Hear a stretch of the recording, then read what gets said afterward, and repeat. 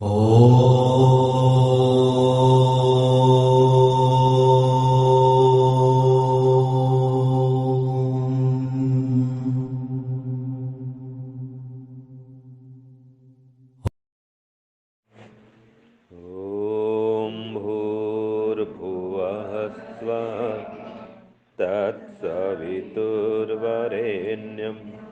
भर्गो देवस्य धीमहि धियो यो नः प्रचोदयात्। सम्माननीय आचार्य जी, सत्संग में उपस्थित सभी धर्म प्रेमी सज्जनों, वंदनीय पूजनीय मातृशक्ति प्यारे बच्चों, मानव जीवन का जो लक्ष्य है वो है निरंतर सुख को प्राप्त करना या स्थायी सुख को प्राप्त करना, और कभी भी हमको कोई दुख कष्ट न आए, कोई विघ्न बाधा न आए, ऐसा जीवन जीना। सब लोग यही चाहते हैं, और लोग ही नहीं, मनुष्य ही नहीं, पशु पक्षी भी ये चाहते हैं कि वे हमेशा सुखी रहें, आनंदित रहें, कोई भी दुख कष्ट उनके जीवन में नहीं आए, और हर मनुष्य भी यही चाहता है। लेकिन केवल चाहने से कोई बात नहीं बनती है, इसके लिए कुछ करना भी पड़ता है।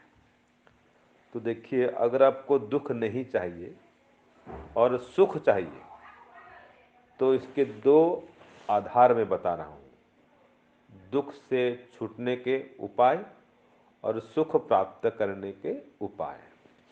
जैसे कि सद्गुण हमेशा सुख देते हैं, ये क्या है? सुख प्राप्त करने का उपाय है। क्या उपाय है? सद्गुण हमेशा सुख देते हैं और दुर्गुण हमेशा दुख देते हैं।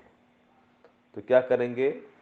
हमारे जीवन में सद्गुण अधिक से अधिक हों।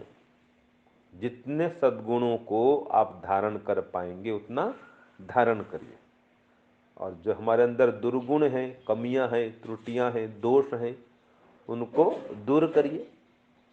तो सद्गुणों को धारण करना और दुर्गुणों का त्याग करना, ये सुख को प्राप्त करने और दुख से छूटने का एक उपाय है।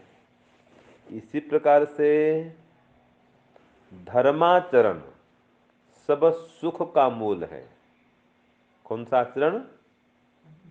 धर्माचरण माने धर्म का आचरण क्या है? सब सुखों का मूल है। और अधर्म आचरण सब दुखों का मूल है। तो अधर्म का त्याग करें और धर्म को धारण करें। तो धर्म क्या है? देखिए, धर्म के 8 मार्ग बतलाए गए हैं। 8 कर्मों को धर्म कहा गया है। एक श्लोक में उसमें कहा, इज्य अध्ययन दानानि तपः सत्यं क्षमा दया अलोभैति मार्गोऽयं धर्मस्यष्टाविधः स्मृतः। तो इसमें 8 मार्ग बता दिया गया। सबसे पहले कहा इज्य। इज्य माने यज्ञ, हवन करना। ये क्या है? धर्म का मार्ग है। तो इज्य, फिर अध्ययन करना माने वेद आदि शास्त्रों को पढ़ना।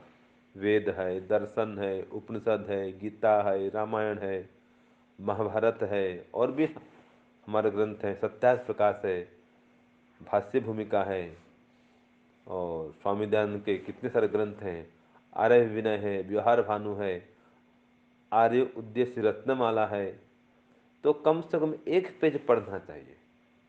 ये धन कमाने में इतना व्यस्त न हो जाए कि धर्म को भूल जाए। धन कमाए, मना नहीं है। वेद कहता है वयम श्याम पतयो रही नाम, हम धन संपत्ति ऐश्वर्य के स्वामी बने। लेकिन अगर उस धन को आप धर्म में नहीं लगाएंगे तो वो केवल धन रहता है, और अगर धर्म में लगा दे तो वो बन जाता है श्री, वो लक्ष्मी है फिर। तो बिना धर्म के केवल धन है, और जो केवल धन है वो अगर सही रास्ते में न जाए तो व्यक्ति को पतन में डाल देता है। अगर आप धन पाप प्राप्त करके दान नहीं करेंगे, पुण्य नहीं करेंगे, और केवल धन के पीछे लगे रहेंगे, तो जो धन है आपको पतन के रास्ते में ले सकता है। तो इसलिए धन भी कमाएं, साथ में धर्म भी कमाएं। तो धर्म क्या क्या है? हवन करना धर्म है, अध्ययन करना धर्म है, तो यज्ञ अध्ययन दानानि, दान देना धर्म है। तप मने सुख दुख मान अपमान, सर्दी गर्मी हानि लाभ, सबको सहन करते करते हुए ईश्वर की ओर बढ़ते रहना, ये तप है। तो ये यज्ञ मन यज्ञ करना, अध्ययन, दान, तपह तप करना, 4 हो गया। सत्यम माने सत्य बोलना, असत्य भाषण नहीं करना, सत्य आचरण करना, सत्य भाषण करना, ये धर्म है। असत्य आचरण नहीं करना, असत्य भाषण नहीं करना। तो तप सत्यम क्षमा दया, क्षमा माने आपके व्यक्तिगत जीवन में कोई अपराध करे इसको माफ कर देना। हाँ, सामाजिक जीवन में माफ नहीं चलेगा। कोई आतंकवादी है, घुस आए, तो क्या उसको माफ करेंगे क्या? वो तो आतंक फैला देगा, निर्दोष प्रजा को मार देगा वो तो वहां नहीं चलता ये। हमारे व्यक्तिगत जीवन में जा रहे थे, कोई तो साइकिल में टक्कर मार दिया, कोई बात नहीं, भूल चूक हो जाती है। किसने कभी अपमान कर दिया, तो व्यक्तिगत जीवन में किसने अपमान कर दिया, थोड़ी हानि कर दी, वो सहन करने के योग्य है। लेकिन राष्ट्रीय हानि को वो सहन नहीं करेंगे, आतंकवादी घुस आए उनको सहन नहीं करेंगे। तो वहाँ पर क्षमा नहीं, क्षमा तो हमारे प्रति कोई नुकसान करे वो हम सहन करें। वो भी सहन करता है ब्राह्मण, जो क्षत्रिय है वो सहन नहीं करेगा इतना। वो तो टिट फॉर टेट बोलते हैं, जैसे को तैसा, वो तो उत्तर देगा, वो तो उसको सुधार करेगा वो तो। ठीक है ना जी। तो हम जो जो योग पथ में, धर्म पथ में आगे बढ़ रहे हैं, हमको सहन करना चाहिए हमारे व्यक्तिगत जीवन के लिए, और क्षमा करना चाहिए। तो तप सत्यम क्षमा और दया, प्राणी मात्र पर हम दया करें, और अलोभ, कभी लोभ लालच नहीं करें। तो ये 8 मार्ग हैं धर्म के। ये 8 मार्ग पर चलेंगे तो धर्म आपका बढ़ेगा। ऐसे ही धृति क्षमा दमो स्तेयम, शौचम इंद्रिय निग्रह, धीर विद्या सत्यम क्रोधो, दशकम धर्म लक्षणम। धर्म के 10 लक्षण बता दिए। धी माने बुद्धि को बढ़ाना, बुद्धिवर्धक खान पान करना, बुद्धिवर्धक ध्यान प्राणायाम करना, जिनसे बुद्धि बढ़ती है वो काम करना, जिनसे बुद्धि का नाश होता है वो काम नहीं करना। जिस शराब पीना है और दुर्व्यसन में फंस जाना है, इससे बुद्धि नष्ट होती है। तो जो दुर्व्यसन है वो बुद्धि को नाश करने का माध्यम है।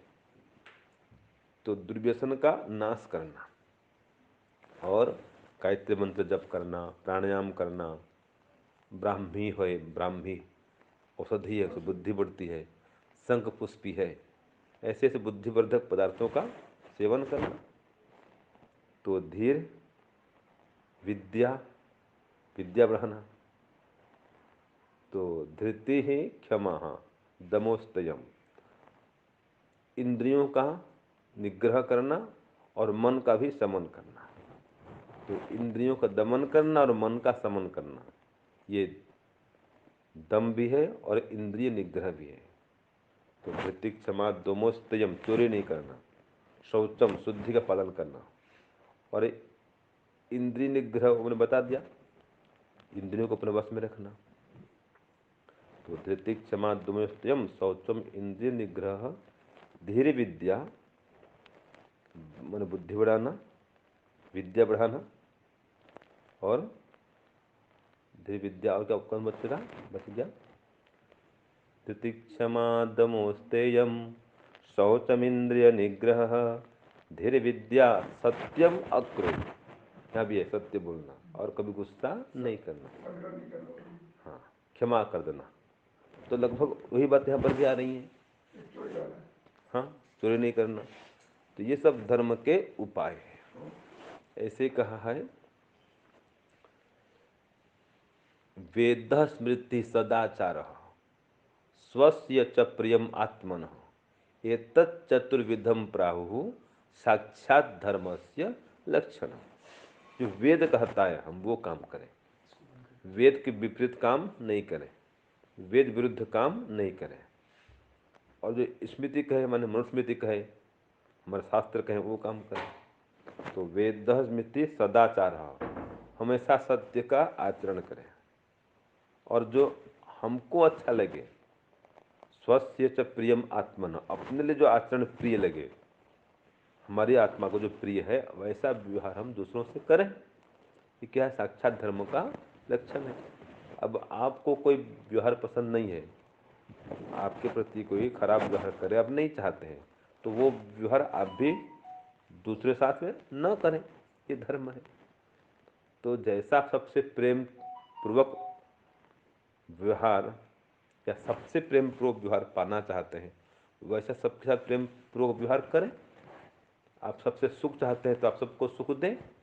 आप किसी से धोखा दुख नहीं चाहते हैं तो आप किसी को दुख न दें, धोखा न दें। ये सब धर्म के लक्षण हैं। तो ये जो धर्म है ये सुख का आधार है। तो जिसके जीवन में धर्म है वो व्यक्ति सुखी है। तो इसलिए हम धार्मिक बने, यज्ञ करें, हवन करें, साधना करें, योगाभ्यास करें, ईश्वर का ध्यान करें। ये सुख का उपाय है। जैसे आपको ठंडी लगती है तो गर्मी पास बैठते हैं, अग्नि पास बैठते हैं, अथवा शाल कंबल स्वेटर उड़ते हैं, पहनते हैं। आपको ठंडी लग रही है और आप बर्फ़ पास बैठे, बर्फ़ को लगाएं तो क्या ठंडी जाएगी उसमें?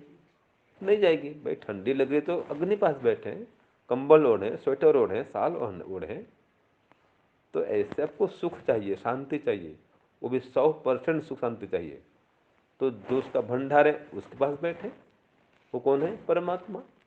तो इसलिए रोज सुबह शाम आप कितना ही व्यस्त हो, कम से कम 10 मिनट भी ध्यान जरूर करें। आप कितना ही व्यस्त हो, थोड़ा हवन में जरूर बैठें। अगर आपके जीवन में ये दो चीज नहीं आएगा, योग और यज्ञ, तो आपका आध्यात्मिक उत्थान नहीं हो पाएगा। और तीसरा है वेद का स्वाध्याय, वेद आदि ग्रंथों का स्वाध्याय।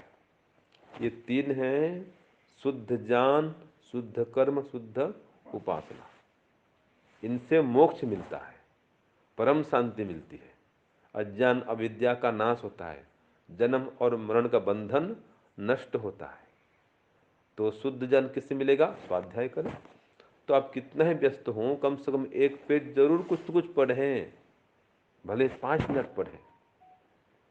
दूसरा, सुबह जल्दी उठें और अपनी उन्नति के लिए, आध्यात्मिक उन्नति के लिए और शारीरिक उन्नति के लिए थोड़ा आसन व्यायाम प्राणायाम करें, ईश्वर का ध्यान करें।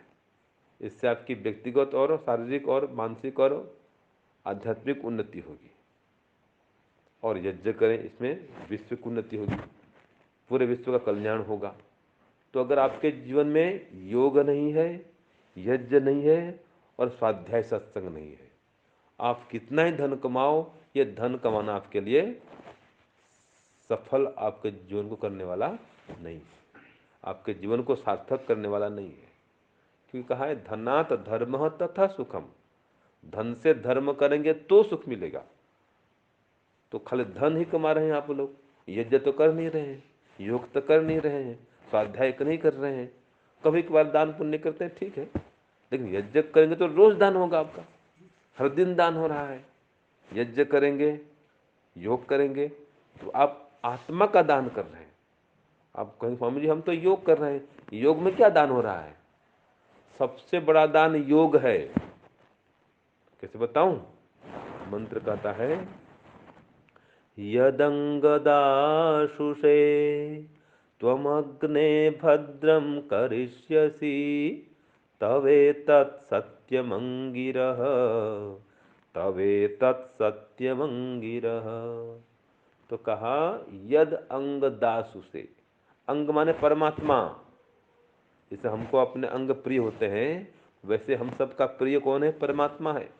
तो परमात्मा के लिए जो दास उसे अपनी आत्मा आदि का दान करता है, आत्मसमर्पण करता है, अर्थात ईश्वर की आज्ञा का पालन करता है, वो सबसे बड़ा दानी है। तो जो व्यक्ति ईश्वर का ध्यान कर रहा है वो समय दान कर रहा है ईश्वर के लिए, वो आत्मा का दान कर रहा है कि नहीं है? मन बुद्धि आत्मा सबको परमात्मा की भक्ति में लीन कर रहा है। ये एक बहुत बड़ा दान है, इसको लोग दान नहीं समझते हैं। जबकि सबसे बड़ा दान यह है कि आत्मा को ही परमात्मा को अर्पित कर देना। कितना बड़ा दान है, माने स्वयं का ही दान कर देना परमात्मा को। इससे बड़ा कोई दान है? और क्यों जी? अपने आप को ही परमात्मा को अर्पित कर देना, इससे बड़ा दान क्या है बताइए? कोई भी नहीं है। तो अपने आप को ईश्वर को समर्पित करना माने ईश्वर की आज्ञा का पालन करने में ही पूरा जीवन लगा देना। तो आप गृहस्थ में हैं तो आपके लिए पंच महायज्ञ करना अनिवार्य है, तब आप आत्मसमर्पण कर रहे हैं। तो इसमें ईश्वर का ध्यान भी आ गया, यज्ञ भी आ गया, माता पिता की सेवा भी आ गई, पशु पक्षी की सेवा भी आ गई, अतिथि विद्वान संत महात्मा इनका भी सत्कार सम्मान आ गया। ये 5 महायज्ञ है। तो गृहस्थ में जाकर के, गृहस्थ में रहते हुए यदि आप पंच महायज्ञ नहीं कर रहे तो बहुत बड़े धर्म से, पुण्य से अपने को वंचित कर रहे हैं। आप कहते हैं या सोचते हैं कोई बात नहीं, माता पिता तो यज्ञ कर रहे हैं, हम नहीं करने पर चलेगा। ये वो कर रहे हैं तो उनको पुण्य मिलेगा। जो भोजन करता है उसका पेट भरता है। भोजन माता पिता करें और आपका पेट भरे, कभी ऐसा होता है क्या? नहीं होता है। जो भोजन करेगा उसका पेट भरेगा, ऐसे जो यज्ञ करेगा उसको पुण्य मिलेगा। अगर आप यज्ञ न करते हैं, न करवाते हैं, न उसमें सहयोग करते हैं तो कैसे पुण्य मिलेगा? नहीं मिलेगा। तो इसलिए यज्ञ योग को अनिवार्य जीवन का अंग बनाइए। इसके बिना आपका उद्धार होने वाला नहीं है, सुख शांति मिलने वाली नहीं है, आध्यात्मिक आत्मिक उन्नति होने वाली नहीं है। तो 3 आज के उपदेश का सार है, योग, यज्ञ और स्वाध्याय। इससे होता है शुद्ध ज्ञान, शुद्ध कर्म और शुद्ध उपासना, तीनों काम हो जाएगा इसमें। यही परम सुख शांति प्राप्त करने का साधन है, आधार है। तो संकल्प करिए, अगर आप यज्ञ पर नहीं बैठ रहे हैं तो यज्ञ में बैठना आरंभ करिए। अगर आप योग ध्यान प्राणायाम सुबह शाम नहीं कर रहे हैं तो ये योगाभ्यास करना आरंभ करिए। अगर स्वाध्याय नहीं कर रहे हैं तो कम से कम 1 पेज स्वाध्याय करना आरंभ करिए। इसके लिए आत्मनिरीक्षण करिए कि मेरा जीवन फालतू तो बर्बाद तो नहीं हो रहा है। आप फिर सोचेंगे स्वामी जी अभी हमारा जीवन तो धन कमाने के लिए है ना, अभी तो युवा अवस्था है, हमको धन कमाने दो, कहाँ हमको आप यज्ञ योग के लिए बोल रहे हो? ये कह सकते हैं आप। लेकिन देखिए ये शरीर का कोई भरोसा नहीं है। अभी कुछ दिन पहले की बात है, मैं था सुंदरपुर में, रोहतक हरियाणा में। तो वहाँ वार्षिक उत्सव था, हमारा शिविर संपन्न हुआ, वार्षिक उत्सव हुआ। तो वार्षिक उत्सव का माहौल कैसा होता है, अब वो खत्म करते ही मुझे जाना पड़ा शोक सभा में, रोहतक में ही। तो वहाँ गया तो पता चला 35 साल का नवयुवक जो है चल बसा था, छोटी उसकी बेटी थी, पत्नी रो रही है, माँ रो रही है, बताओ तो कोई भरोसा जीवन का है क्या? एक मेरा मित्र था गांव का ही, उसका नाम था सुनील, सुनील टेलर्स दुकान था उसका, टेलरिंग का काम करता, दर्जी काम करता था। आज उसके पिताजी हैं, पत्नी भी है, बेटे बड़े बड़े हो गए, लेकिन वो तो एकदम कम साल में चला गया। विवाह के कुछ ही 2-4 साल बाद में उनका देहांत हो गया। ऐसे और कई कई मित्र हैं, वो चले गए। मेरे मित्र जो मेरे साथ पढ़ते थे आज संसार में नहीं है। तो कोई भरोसा संसार का है क्या? शरीर का कोई भरोसा है क्या? नहीं है। इसलिए जितना समय है, जो समय आपको मिला हुआ है, इसका सदुपयोग जरूर करें। युवा एवं धर्मशील स्यात्। युवा अवस्था से ही धर्मशील होना चाहिए, धार्मिक बनना चाहिए।